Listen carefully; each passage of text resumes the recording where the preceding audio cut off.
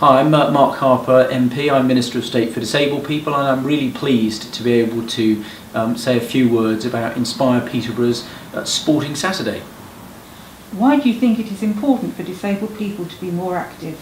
Well, of course, it's not just disabled people. I think probably we all ought to do a bit more physical activity. But of course, one of the things in the wake of the Olympic and Paralympic Games was about looking at how active everyone was, and we set up the Moving More, Living More campaign, and it's about making sure that people build into their normal day-to-day activities a little bit of physical exercise to improve fitness across the country. We know that many people do too little physical exercise, and obesity and lack of physical fitness contributes to ill health almost as bad a problem as smoking.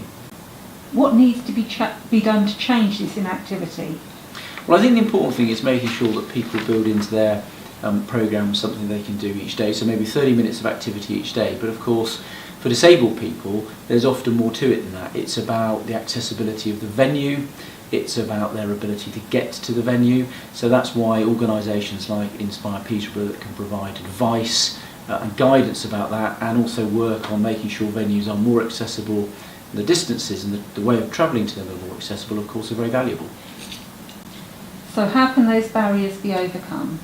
Well, it's organisations like Inspire Peterborough working with their local authorities, I think, that can make a real difference. And we know from when this organisation was founded by councillors like Irene Walsh, and now with the support of councillors like Diane Lamb, and also the project manager Brian Tyler, who I know works very hard in making this successful, you can have a real impact. One of the lessons from the 2012 Olympic and Paralympic Games was getting disabled people involved right from the beginning of the process was key to making those games inclusive, and I think that's a lesson that can be done now at a local level, which we see, I think, here very successfully in Peterborough, which is something I think that can be carried forward with great success.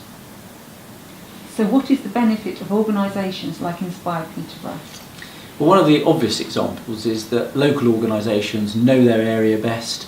They know who the local providers are, and they understand the needs of their local communities, and therefore working together with all of their partners, they can be much more effective on the ground than organisations that don't have all that local contact. And having really dynamic people involved, like Brian Tyler, who I understand is a man who doesn't take no for an answer, can really help those organisations be very successful on the ground. What do you say to the disabled people attending today?